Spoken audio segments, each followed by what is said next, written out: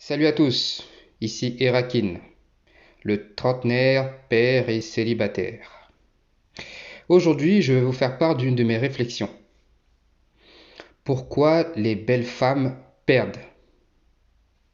La malédiction de la beauté. Aujourd'hui, en tant que trentenaire, j'ai du recul sur la vie, sur les rapports hommes-femmes. Et avec du recul, donc, de par mon expérience, j'ai constaté que les belles femmes, et encore pire, les très belles femmes, euh, étaient des perdantes dans la vie. Je m'explique. Il faut savoir que le parcours d'une belle femme, euh, généralement, commence très tôt, hein.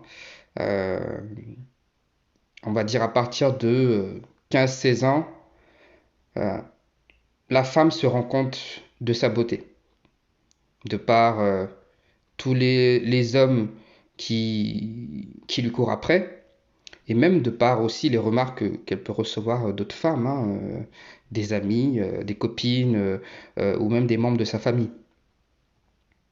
Donc très vite, elle réalise euh, qu'elle est belle ou très belle. Et on va dire que à partir de 18 à 25-26 ans, elle profite pleinement de cette force, hein, de cet atout, de sa beauté.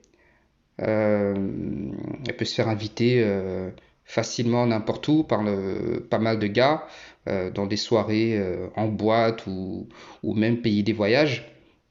Donc la belle femme sait qu'elle est belle. Ce n'est pas pour autant qu'elle a confiance en elle, mais elle sait qu'elle est belle, ou voire très belle. Le problème, c'est que certaines de ces femmes donc vont profiter à fond. Et puis au-delà de 26 ans,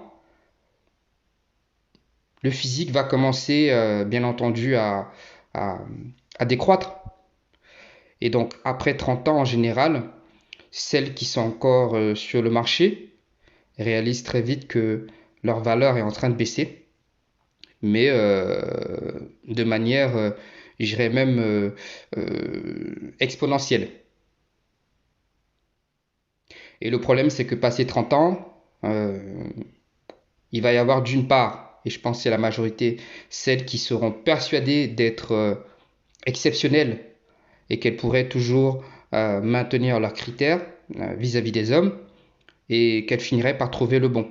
Elles finiront par trouver le bon. Les années passent, 30, 35, 40 ans, ces femmes-là sont toujours sur le marché. Ces femmes-là sont toujours sur les applications de rencontres. Ensuite, on a, après la trentaine, on a une minorité qui, elle, va être plus pragmatique et donc va décider de se poser avec le premier venu, ou en tout cas avec le moins pire de leurs courtisans. Et elle va se poser donc avec un homme, une, une chèvre, comme le dirait mon pote Maxon. Elle va se poser avec une chèvre. Et souvent d'ailleurs, cet homme, hein, en bonne chèvre, est persuadé d'avoir tiré le gros lot. Pour lui, effectivement, c'est jackpot, hein. Mais souvent, à terme, alors on a d'une part celles qui vont pouvoir rester en couple, hein. Certaines d'entre elles vont de temps en temps aller voir ailleurs. Euh, et on va avoir celles qui finiront par ne pas supporter d'être avec une chèvre et qui, quelques années plus tard, finiront par divorcer. Pourquoi ces femmes perdent, selon moi? Pourquoi les belles femmes perdent? Pour moi, les belles femmes perdent dans le sens où ce qui attire un homme chez une femme, c'est généralement deux choses. C'est sa beauté et sa jeunesse. Et le problème, c'est que on a donc ces femmes qui ont dépassé 30 ans euh, et qui n'ont donc pas capitalisé leur beauté et leur jeunesse à temps. C'est-à-dire que lorsqu'elles étaient en position de force, lorsqu'elles étaient au top de leur parcours, là où elles pouvaient choisir le mec le plus élevé selon leurs critères à elles. Ça pouvait être le critère physique, le critère intellectuel, le critère financier. Voilà, elles étaient en position de force pour choisir le meilleur parti, mais elles ne l'ont pas fait parce qu'elles avaient peut-être espoir de trouver mieux. Elles pensent toujours trouver mieux. Et donc, elles n'ont pas su saisir leur chance à temps. C'est un peu comme la bourse. Ou alors, c'est comme je vous disais, c'est un marché. Hein. C'est-à-dire qu'elles sont au top de leur game, elles sont en position de force, et c'est là qu'elles peuvent effectuer la meilleure négociation, et elles ne la saisissent pas. Et donc, elles se retrouvent effectivement, après 30 ans, certaines d'entre elles sont encore dans euh, une sorte euh, de rêve en pensant qu'elles pourront redevenir ce qu'elles ont été. Mais on ne peut pas être et avoir été. Ce n'est pas possible. Pourquoi elles perdent également? Parce que certaines de ces femmes-là, effectivement, vont se retrouver toutes seules, célibataires sans enfants. Mais d'autres également vont parfois se retrouver avec enfants, donc mères célibataires.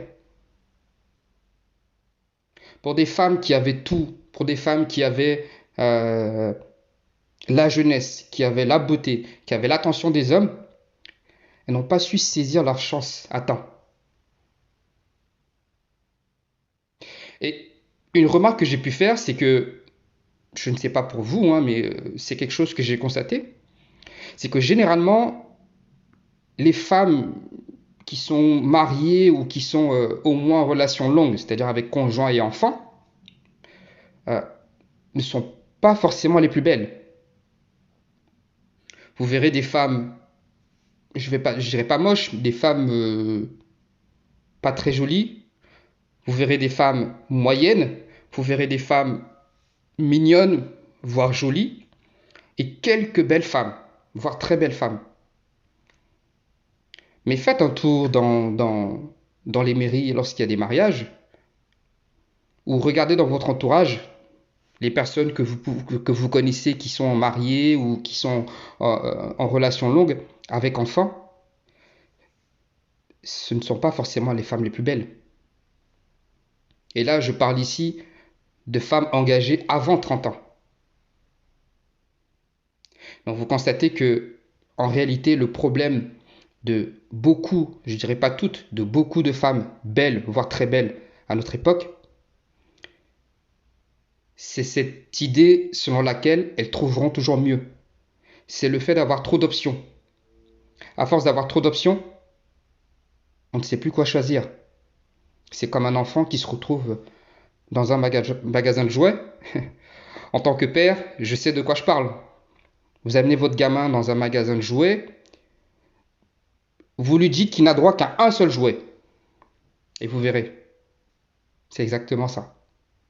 Donc celles qui n'ont pas eu l'éducation nécessaire, celles qui n'ont pas un état d'esprit assez fort, bah, vont se laisser influencer et vont céder à l'appel des sirènes, à penser toujours que l'herbe est plus verte ailleurs. Donc si j'avais un conseil à donner aux belles femmes, je précise aux belles femmes, hein, c'est se positionner rapidement, c'est-à-dire avant 30 ans, se positionner avec un homme avant 30 ans. Ou alors, notamment pour celles qui ont plus de 30 ans, qui sont déjà dans la trentaine et plus, c'est de revoir les critères à la baisse. Je ne dis pas que vous ne devez pas avoir de critères, mais de revoir vos critères à la baisse. Parce que je suis persuadé que dans vos critères, il y a des critères superficiels. Il y a des critères qui en réalité ne sont pas nécessaires. C'est juste du confort. Sauf que c'est un confort dont vous ne pouvez plus vous permettre. Et pour les hommes, je conseillerais de ne pas forcément prendre au sérieux les femmes de plus de 30 ans. Parce que dites-vous bien, une femme belle, avec un bon état d'esprit, je vous garantis qu'elle ne se retrouve pas à 30 ans sur le marché. Il y a des exceptions, je le redis encore. Mais dans la majorité des cas, une femme de plus de 30 ans sur le marché, une belle femme, soyez-en sûrs, ça veut dire qu'il y a un problème. Ça veut dire qu'elle a un grain. Ça ne se voit peut-être pas, elle le cache assez bien, mais ça signifie qu'il y a un grain. Il y a un problème quelque part. Donc c'est tout pour aujourd'hui. Dites-moi en commentaire ce que vous pensez de cette réflexion. Est-ce que c'est une remarque que vous avez faite également ou est-ce que vous pensez autrement? Voilà, n'hésitez pas. Faites passer vos avis en commentaire. Et puis d'ici là, je vous souhaite une excellente journée. Prenez soin de vous et à la prochaine.